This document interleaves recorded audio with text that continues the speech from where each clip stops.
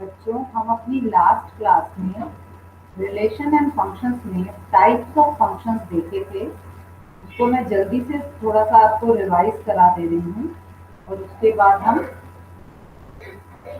Question शुरू करेंगे। तो टाइप्स ऑफ फंक्शंस में हमने देखा था कि कुछ तो हमने इसको 11th में पढ़ा हुआ था, लेकिन वो फंक्शंस होते थे identity function, constant function, modulus function, इस तरह से। जो 12th क्लास में हम फंक्शंस पढ़ रहे हैं, जो आपके एग्जाम में पूछेगा, सबसे पहला वन वन फंक्शन, या इसे इंजेक्टिव भी कहा जाता है। अगर इसका ज्योमेट्रिकली मीनिंग देखें तो जैसे कि आपके पास एक फंक्शन है एक्स से वाई, एक फंक्शन है एक्स से वाई, तो यानी कि आपके पास domain is this x and codomain is this y. अगर आप इसमें मान लीजिए आपके पास एलिमेंट्स हैं 1 2 3 4, और यहाँ आपके पास है A B C D and F. तो अगर इसकी इमेज इस पे बन रही है, इसकी इमेज यहाँ बन रही है, इसकी इमेज इस पर बन रही है, इसकी इमेज यहाँ बन रही है, तो आप देख सकते हैं कि एक एलिमेंट की इमेज एक ही पर बन रही है। ये फंक्शन भी है, क्योंकि फंक्शन होने के लिए दो, क्योंकि हम 11th में ऑलरेडी पढ़ चुके हैं, तो यहाँ और आपकी क्लास में भी बताया जा चुका है, फंक्शन होने के लिए दो चीजों का होना जरूरी है।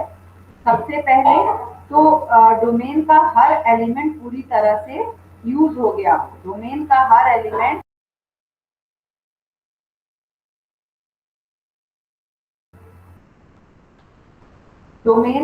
एलिमेंट पूरी तरह से यूज हो गया हो और एक की इमेज दो पे ना बन रही हो। फॉर एग्जाम्पल, अगर ये ऐसे होता, ये 11th का कॉन्सेप्ट है और हम लोग भी देख चुके हैं अपनी पिछली क्लासेस में। ये चार एलिमेंट्स है आपके पास, 1 2 3 4, ठीक है। यहाँ आपके पास है A B C D and F. मान लीजिए आपने यहाँ से इसकी इमेज यहाँ बनाई, इसकी इमेज बी पे बनी, और 2 की इमेज सी पे भी बन गई, 3 की इमेज डी पे है और 4 की इमेज एफ पे है।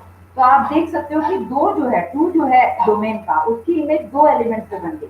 तो इस तरह का जो रिलेशन होता है, ये फंक्शन ही नहीं है। फंक्शन होने के लिए जो डोमेन के एलिमेंट्स हैं, एक एलिमेंट की इमेज एक ही होनी चाहिए, डिस्टिंक्ट एलिमेंट की इमेजेस डिस्टिंक्ट होनी चाहिए। तो इस केस में ये अच्छा, अगर इसी में मैं एक चीज और आपको बता दूं कि मान लीजिए आपके पास ऐसा होता कि इसकी इमेज यहाँ ए पर, इसकी इमेज यहाँ, इसकी इमेज यहाँ बी पर, और इसकी इमेज मान लो एफ पर। ये फंक्शन होता, क्योंकि एक की इमेज दो पे नहीं बन रही है, दो की इमेज एक पे बन रही है, ठीक है। तो ये हम लोग ऑलरेडी जानते हैं और इसको हम क्लास में डिस्कस भी कर चुके हैं। तो हम जल्दी से आते हैं अपने टॉपिक पर। तो वन वन फंक्शन का मतलब है कि अगर एक की इमेज एक पर ही बने, जैसे दो है, अगर इनकी इमेज सेम पे नहीं बननी चाहिए। एक एलिमेंट जो एक्स का है उसकी इमेज एक ही पे बने। 1 की इमेज बी है, 2 की इमेज ए है। ऐसा नहीं कि 1 और 2 दोनों की इमेज ए पर है। यानी कि distinct element of x have distinct images in y. distinct elements of X, distinct elements of X must have distinct images in Y। जैसे कि अलग अलग की डिस्टिंक्ट एलिमेंट, यानी कि 1 और 2 की इमेज सेम नहीं होनी चाहिए। अगर दो एलिमेंट अलग हम एक्स से ले रहे हैं तो उनकी इमेजेस भी डिफरेंट होनी चाहिए, तो फंक्शन 1 1 कहलाता है। यानी अगर यहाँ से एक हम रिलेशन बना रहे हैं तो एक एलिमेंट का एक ही पे रिलेशन बनना चाहिए। तो इसी को अगर हम लैंग्वेज में लिखें, तो पिछली क्लास में भी हम देख चुके थे, इसे हम इस तरह से लिखेंगे, a function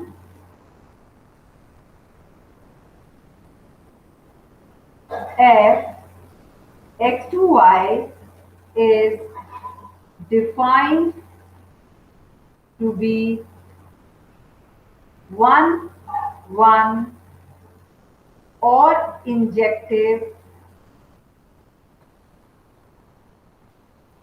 if the images of distinct elements of x under f are distinct। Main बात इसमें ये है, ये ध्यान देना आपको, images of distinct element of x under F R distinct. Distinct element ले रहे हो तो उसकी इमेज सेम पे नहीं होना चाहिए 1 1 होने के लिए। अगर सेम पे होगा तो वो फंक्शन तो होगा पर वो 1 1 नहीं होगा। कहने का मतलब, अब मैथ की भाषा में इसे कहेंगे that is for every y, sorry for every x1 x2 belongs to x if fx1 is equals to fx2, then this implies कि x1 बराबर x2। कहने का मतलब कि अगर मैं x में कोई भी दो एलिमेंट ले रही हूं और मैं ये मान रही हूं कि इसकी इमेजेस सेम पर हैं, तो ये प्रूफ, अगर ये प्रूफ हम अगर हम ये प्रूफ कर पा रहे हैं कि अगर इमेज सेम है तो वो एलिमेंट भी सेम होंगे, तो वो फंक्शन 1 1 हो जाएगा। Otherwise function is many one. अगर फंक्शन 1 1 नहीं है तो फंक्शन कहलाता है many one. For example 1 2 3 4 A B C D E मान लीजिए, तो यहाँ इसकी इमेज ए पर है, मान लो 2 की भी इमेज ए पर है, 3 की इमेज बी पर है, 4 की इमेज ई पर है, तो ये मेनी वन है क्योंकि एक की इमेज एक पे नहीं है। दो ऐसे एलिमेंट्स हो गए 1a 2a 3b 4e, तो ये फंक्शन तो है लेकिन 1 1 नहीं है, मेनी वन हो गया क्योंकि दो अलग अलग एलिमेंट्स जो हैं x के अलग अलग एलिमेंट्स की इमेज सेम a पे बन रही है। अब एग्जाम में वो डेफिनेशन तो पूछेगा नहीं, एग्जाम में आपसे पूछेगा कैसे प्रूव करना है, आपको प्रूव करने को पूछेगा। तो इसके लिए जो स्टेप्स हम फॉलो करेंगे, सबसे पहला आप लेट करिएगा, जब भी 1 1 दिखाना होगा, let x1 x2 belongs to x। Actually domain को बिलोंग कराते हैं, इस केस में x है इसलिए मैं x लिख रही हूं। सच दैट fx1 बराबर fx2, और ये मानने के बाद हम कुछ स्टेप्स करते करते करते ये प्रूव कर देते हैं कि x1 बराबर x2,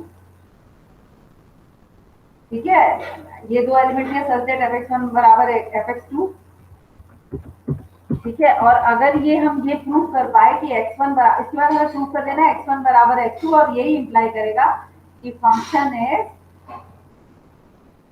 1 1। फॉर एग्जाम्पल, जैसे कि मान लीजिए एक क्वेश्चन हम लेते हैं। क्वेश्चन है मेरे पास, एक फंक्शन है, इसको ध्यान से देखना, रियल नंबर से रियल नंबर पर, और फंक्शन है मेरे पास x²। मुझे ये दिखाना है कि ये 1 1 है। पहले एक दूसरा हम थोड़ा सा डिफरेंट ले लेते हैं। मान लीजिए आपका फंक्शन नेचुरल से नेचुरल पर है, ठीक है, और आपका फंक्शन है x²। अब आपको ये शो करना है कि ये फंक्शन आपका 1 1 है या कि नहीं है। तो पहले तो मैं इसको आपको फिगर के द्वारा बता रही हूँ। ये एक डोमेन है, ये आपका कोडोमेन है, ठीक है, this is an, this is also an.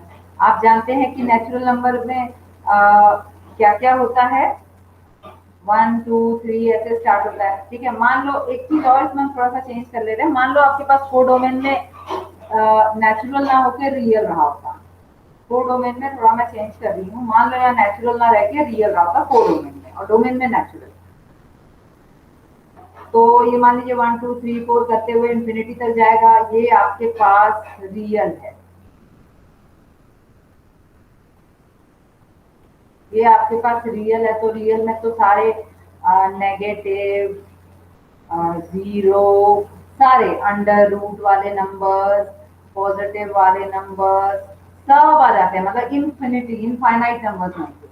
अब जब आप इसकी मैपिंग करेंगे बच्चों, तो ये एक्स स्क्वायर के थ्रू मैपिंग होगी इसकी, यानी y is equal to x square. इसमें इसमें एक्स के एलिमेंट्स रहते हैं और यहाँ पर वाई रहता है। वो वाई रिलेट कैसे हो रहा है, एक्स स्क्वायर। जैसे आपने वन लिया, तो वन लिया, तो वन की इमेज यहाँ कहीं ना कहीं वन आ रहा होगा। वन की स्क्वायर जब करोगे तो वाई वन ही मिलेगा, तो आप वन पे आए।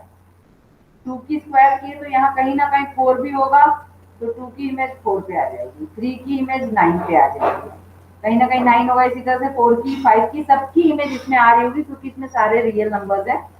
वैसे तो नेचुरल से नेचुरल पे होता तो भी होता, खैर फिर हम बाद में देखेंगे। तो यानी कि और कभी भी आप देखोगे कि दो नंबर का स्क्वायर करने से, दो नेचुरल नंबर का स्क्वायर से करने से कभी भी एक नहीं मिलेगा। वन और टू का स्क्वायर कभी भी सेम नहीं हो सकता। तो ये देखने से तो साफ पता चल रहा है कि वन वन है। अब इसको प्रूव कैसे करेंगे मैथमेटिकली।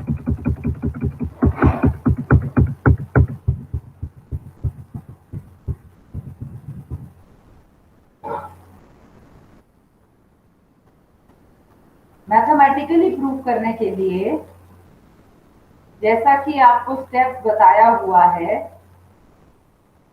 तो उन्हीं स्टेप्स को हम फॉलो करेंगे। सबसे पहले आप लेट करेंगे, let x1 x2 belongs to domain. What is domain? N in this case, such that fx1 is equals to fx2।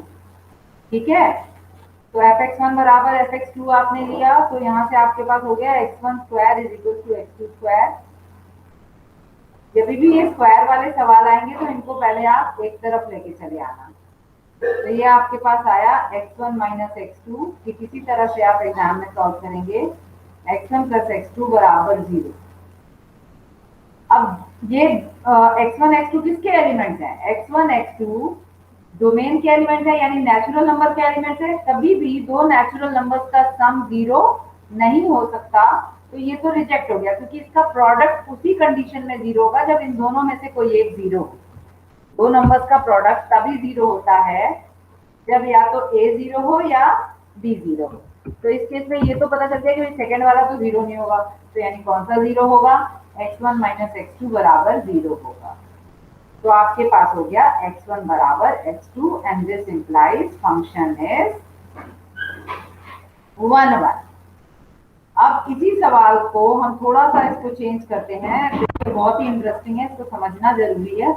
मान लीजिए मैंने डोमेन को भी रियल ले लिया और कोडोमेन को भी रियल ले लिया, और फंक्शन मेरे पास है f x is equal to x square. ठीक है, फंक्शन सेम है, दोनों को हमने रियल ले लिया, यानी कि यहाँ डोमेन भी रियल है और कोडोमेन भी रियल है। तो जैसे इसमें सारे नेगेटिव नंबर्स भी आ रहे होंगे आपके पास, 0 भी आ रहा होगा, पॉजिटिव भी आ रहे होंगे, तमाम नंबर आ रहे होंगे। इसी तरह से यहाँ पर भी सारे नेगेटिव भी आ रहे होंगे, बहुत सारे नेगेटिव नंबर्स आ रहे होंगे, 0 भी आ रहा होगा, 1 भी आ रहा होगा, 2 3 4 5 6 7 8 9 10 11 12 तमाम नंबर्स आ रहे होंगे। अब देखो, जब आप इसकी रिलेशन बनाएंगे एक्स स्क्वायर से, तो 1 की भी इमेज 1 पे बनेगी, -1 की इमेज भी 1 पे बनेगी, 1 की भी इमेज 1 पे बनेगी, -2 की इमेज 4 पे बनेगी, 2 की भी इमेज 4 पे बनेगी।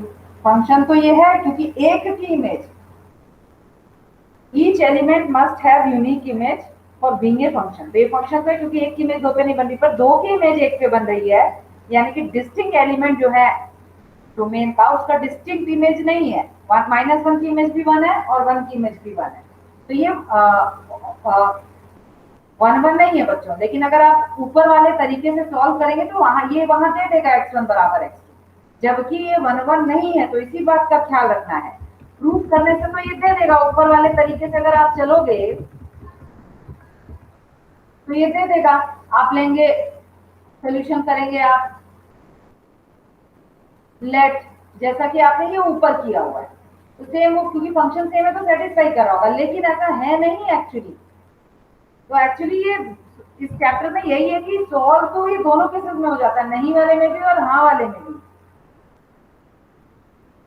लेकिन हमको यही चीज ध्यान रखनी है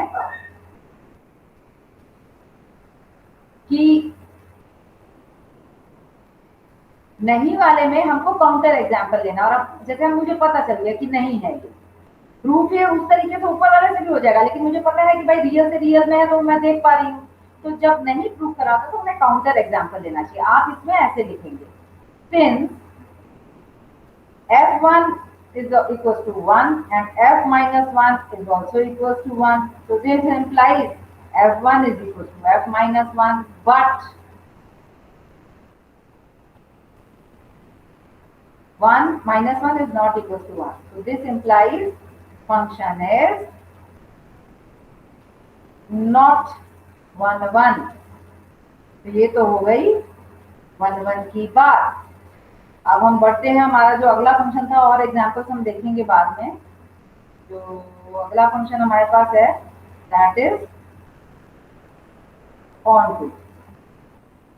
अच्छा, ऑन टू जो फंक्शन होता है इसको सर्जेक्टिव भी कहा जाता है। अब ये क्या होता है इसकी हम डेफिनेशन देख लेते हैं कि डेफिनेशन है a function f x to y is said to be onto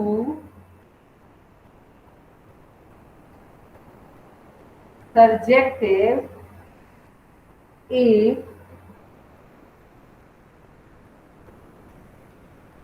every element of y is the image of some element of x under f।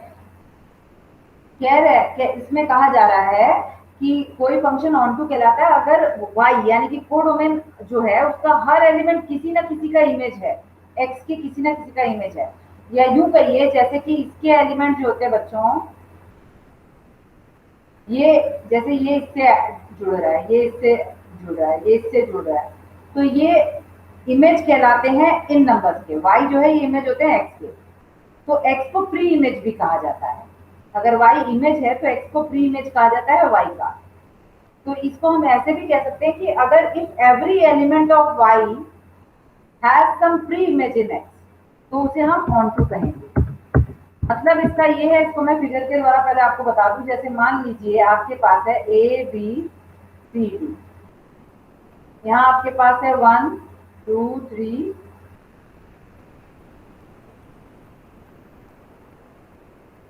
4, ठीक है। मान लीजिए आपने इसको इससे जोड़ा, इसको इससे जोड़ा, इसको इससे जोड़ा, इसको इससे जोड़ा, ठीक है।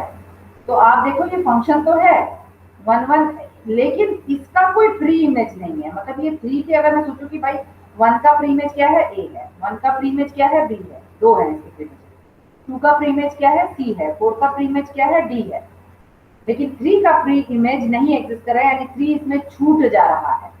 ये डोमेन है, ये कोडोमेन है, तो छूट जा रहा है तो ये ऑन टू नहीं है। ऑन टू होने के लिए अच्छा रेंज क्या होता है, जो अटैच हो पा रहा है, यानी 1 2 4 रेंज में आ रहा है और कोडोमेन में सारा आ रहा है, 1 2 3 4 पूरा आ रहा है कोडोमेन में, ठीक है। जब आपका, बच्चों ध्यान से सुनिएगा, जब आपका कोडोमेन पूरा का पूरा कोडोमेन रेंज बन जाए, पूरा का पूरा कोडोमेन जब रेंज बन जाए तो वो फंक्शन ऑन टू कहलाता है, यानी पूरा का पूरा कोडोमेन अगर यूज हो जाए। For example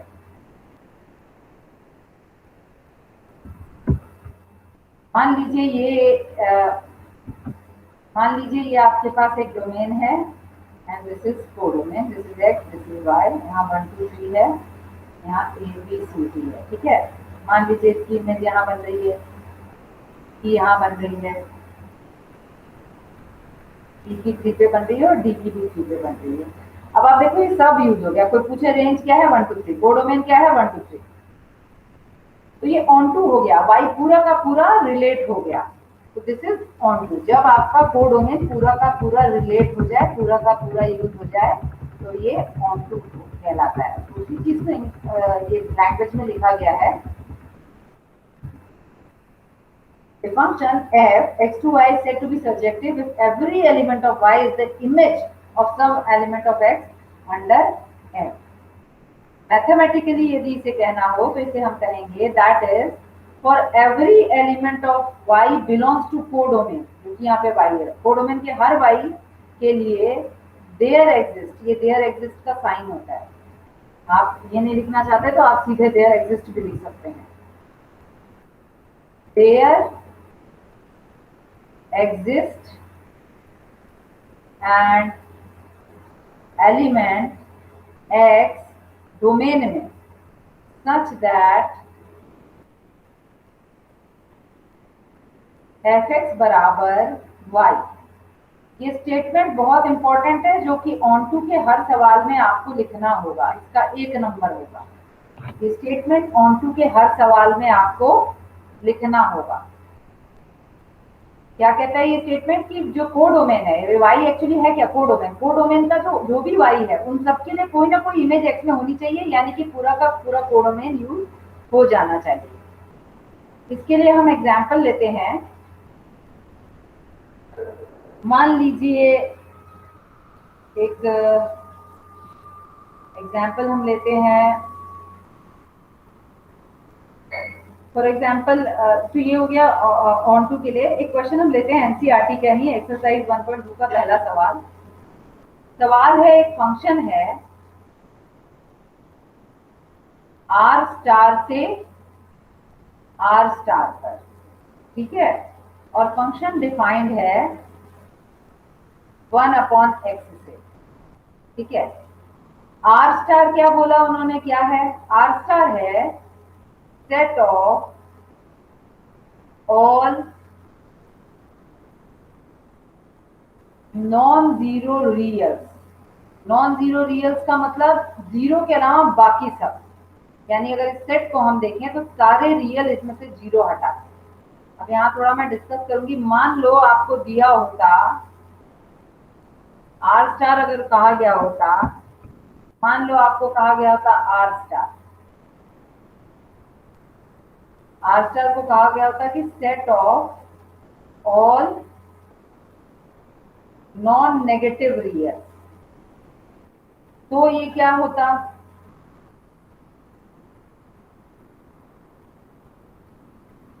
non negative reals. तो नॉन नेगेटिव रियल्स के केस में आप जानते हैं ये हो जाता 0 से इंफिनिटी, या आपके पास हो जाता 0 से इंफिनिटी, क्योंकि बोला जा रहा है नॉन नेगेटिव रियल्स।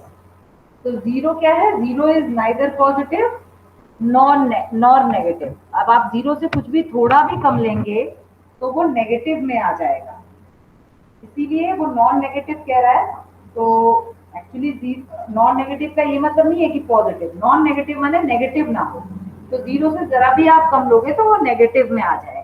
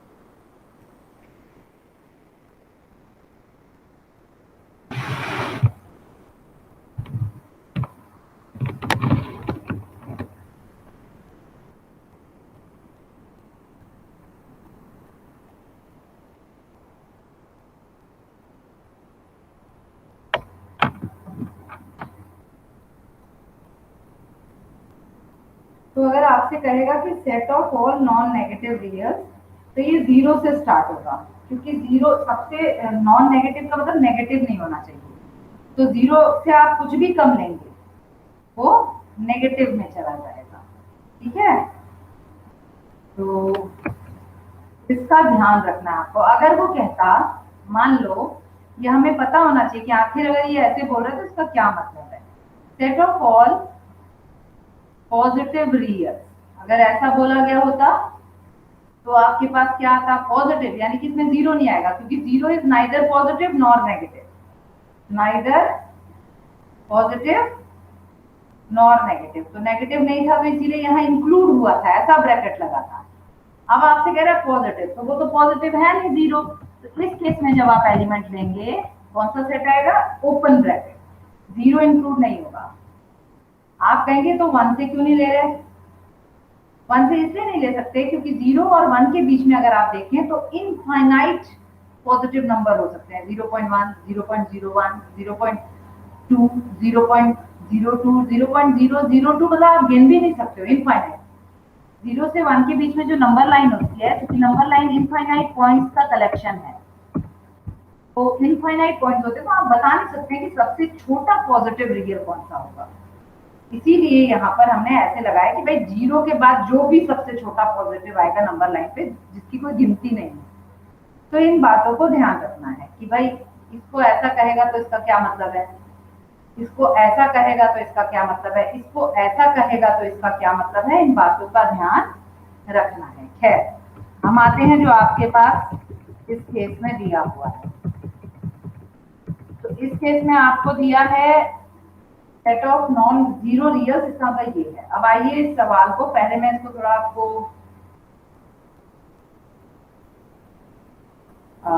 ज्योमेट्रिकली बता रही हूँ। ये आपके पास आर स्टार है, ये भी आपके पास आर स्टार है, यहाँ 0 छोड़ के सब नंबर है, 0 नहीं है, यहाँ भी वही है, 0 छोड़ के सब नंबर है। तो जब आप इसकी 1/x से मैपिंग करेंगे बच्चों, तो आप कोई भी एक नंबर लेंगे तो एक ही पे मैपिंग होगा। तो जब एक ही पे मैपिंग हो रही थी, 0 ही प्रॉब्लम करता, क्योंकि अगर आप यहाँ पे 0 रखते तो ये नॉट डिफाइंड हो जाता। अगर यहाँ पर 0 रहा होता तो वो छूट जाता, उसकी मैपिंग ही नहीं हो पाती, ये फंक्शन ही नहीं रहता। ये और इंटरेस्टिंग बात है, मान लो आप यहाँ आर स्टार में लेके आर लेते तो उस केस में फंक्शन ही नहीं रहता, क्योंकि यहाँ के 0 ये नॉट डिफाइंड होता है। तो नॉट डिफाइंड माने कोई भी रियल नहीं आएगा, नॉट रियल होगा, तो इसकी आप मैपिंग कर ही नहीं पाओगे, तो ये छूट जाएगा, तो ये फंक्शन ही नहीं रहेगा।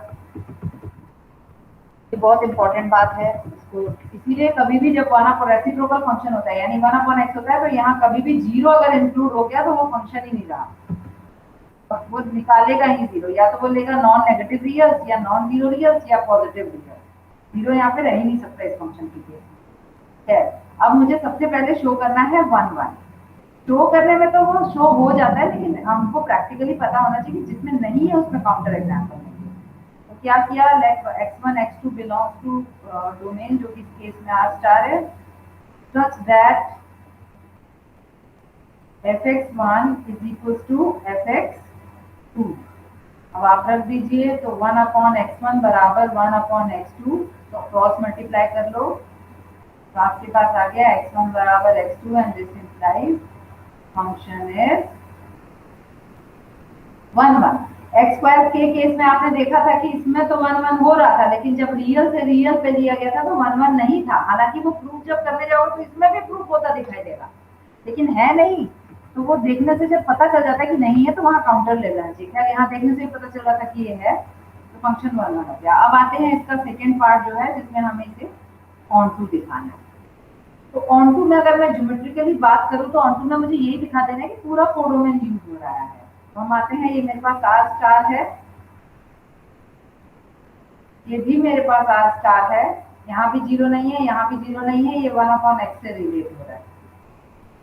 अब देखिए बच्चों, आपको इसमें सबसे पहला स्टेप क्या बताया था कि आप y को 1/x लिख लेंगे, जो ऑन टू में है। तो यहाँ मैंने आपको स्टेप्स नहीं बताए हैं, क्लास में बताया था आज, तो मैं इसको थोड़ा सा आपको बता दूं कि ऑन टू जब आप कर रहे होंगे, तो जब भी आप, यहाँ मैं लिख के बता रही हूँ, आप इसे नोट कर लेना, यहाँ लिख दे रही मैं, जब भी आप जैसे उसके स्टेप्स थे 1 1 के, ऑन टू के स्टेप्स देख लीजिए किसी भी सवाल में। जब भी आपको ऑन टू प्रूव करेगा तो सबसे पहला आपका स्टेप होगा कि आप फंक्शन को y is equal to f के फॉर्म में लिखेंगे।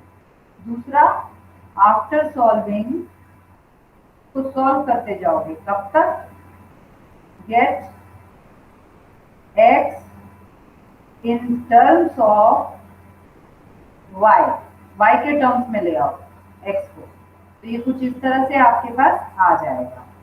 इसके बाद आप थर्ड स्टेप में चेक करेंगे कि क्या हर y कोडोमेन, ये फंक्शन आपके पास है मान लीजिए x से y पर, क्या y जो कि कोडोमेन प्रेजेंट है हर y, ये फॉर एवरी का साइन है, क्या हर y के लिए x रियल आ रहा है, क्या हर y के लिए where exists x belongs to domain, क्या डोमेन में हर x आ रहा है रियल नंबर, सच दैट ये स्टेटमेंट लिखा जाता है fx बराबर y, तो हम कहेंगे कि हाँ भी मेरा फंक्शन कॉन्स्टेंट है।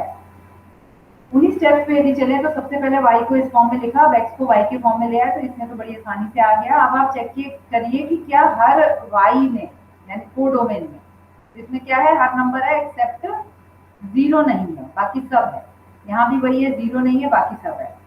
तो बच्चों देखो ये नॉट डिफाइंड कब होगा, ये नॉन रियल कब होगा, जब ये डिनोमिनेटर में 0 होगा, है ना, पर डिनोमिनेटर यानी y में 0 होगा, पर वो उसने पहले ही इसमें से 0 निकाल दिया है। क्यों निकाल दिया आपको पता है, उसने उसको आर स्टार कह दिया है कोडोमेन को भी, तो कोडोमेन आर स्टार है यानी उसमें 0 है ही नहीं, तो सिर्फ 0 ऐसा था जिसपे x कोई रियल नहीं आता, अदरवाइज x पूरा रियल आएगा। तो आप यहाँ लिख देंगे for every y belongs to codomain that is R star, R होता तो नहीं होता उनको, मान लो उसने आर स्टार की जगह आर दिया होता तो 0 की मैपिंग नहीं हो पाती, तो आप एग्जाम्पल लिखते, वो भी अभी मैं करके बताऊंगी। For every y belongs to r star there exists x belongs to domain, ये डोमेन का r star है, ये there exists का साइन है, ध्यान रखना, such that fx बराबर y, this implies function is on to। और एक और बात इंपॉर्टेंट सुन लीजिए, बाइजेक्टिव क्या होना है,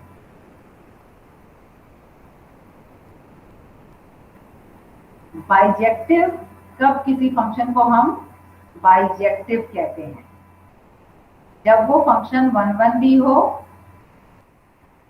और ऑन टू भी हो तो वो फंक्शन बाइजेक्टिव कहलाता है। जैसे ये ऊपर वाला जो फंक्शन था दिस इज बाइजेक्टिव, क्योंकि ये 1 1 भी था और ऑन टू भी था।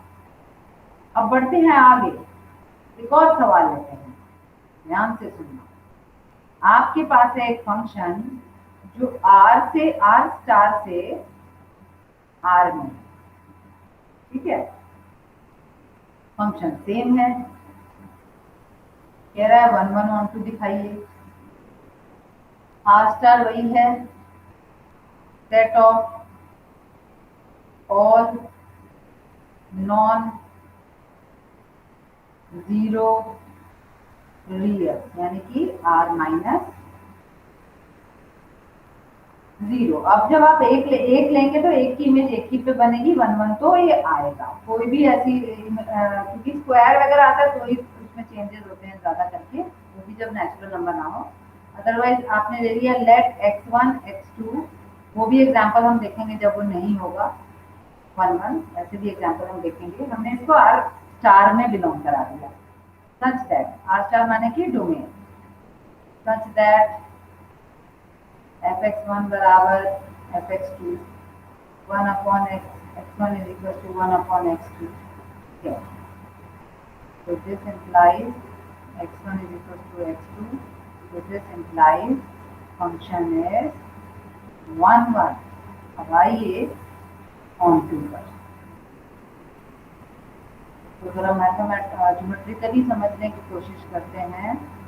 ये रिलेट हो रहा है 1 अपॉन x से, यहाँ पर मेरे पास r स्टार है, यहाँ पे मेरे पास r यानी इसमें 0 भी है, यहाँ 0 नहीं है, तो आपने ऑन टू के लिए सबसे पहले लिया 1 अपॉन x, तो x आपके पास हो गया 1 अपॉन y। अब देखिए क्या हर y रियल जो कोड में के हर y के लिए उसकी इमेज एग्जिस्ट करिए तो यहाँ पे 0 है, और अगर आप रख दें तो x 1 अपॉन 0 कहीं कोई ऐसा नंबर यहाँ नहीं होगा, तो इसने 0 निकाल दिया, जीरो रहा भी होता तो जीरो की मैपिंग ये इधर रियल में नहीं आता। जैसे अगर मान लो यहाँ जीरो रहा भी होता तो आपका ये वाई आ जाता 1/0 जो कि नॉट डिफाइंड है, मतलब वो बिलोंग ही नहीं करता आर को, कोडोमेन को। तो ये छूट जाता जीरो तो फंक्शन ही नहीं रहता। तो खैर उसने जीरो पहले ही हटा दिया। तो कोई ऐसा नंबर ही नहीं है जो इसको रेसिप्रोकल कर सके, मतलब ये बच जाएगा। भाई को अगर आप जीरो रख दें तो ये किसी बाकी सबकी मैपिंग इसकी होगी, इसकी होगी, इसकी होगी, सबकी मैपिंग होगी, जीरो छूट जाएगा, मतलब ये ऑन टू नहीं रहा। तो आप इसमें ऐसे लिखेंगे, since y is equals to 0 belongs to R, ये बिलोंग कर रहा है R में, but no x belongs to R star such that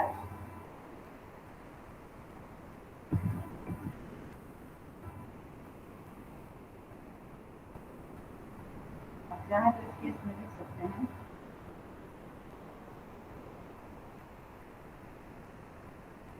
आप नॉट डिफाइंड की लिख देना।